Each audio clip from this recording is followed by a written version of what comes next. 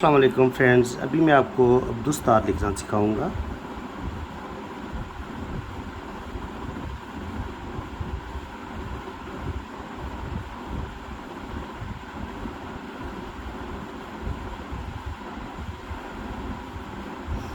बस थोड़ी सी प्रैक्टिस करनी पड़ती है, अदरवाइज़ ये कोई मुश्किल नहीं है। सारी चीज़ जो होती है वो शौक़ की होती है कि अगर आपके अंदर किसी भी चीज़ का शौक़ है तो आप प्रैक्टिस करें तो कोई भी दुनिया में काम मुश्किल नहीं होता। किसी भी काम को आप अच्छे तरीके से सीखें तो आप उसको पिक कर सकते हैं।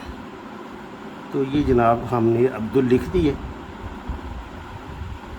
तो बाकी आप इस तरीके से इसमें डॉट डाल लें। अगर आपके पास सिर्फ सिंगल मार्कर है, और अगर आप शेड देना चाहें तो आप इस तरीके से शेड भी दे सकते हैं। इसमें और ज़्यादा खूबसूरती आ जाएगी लफ्ज़ पे।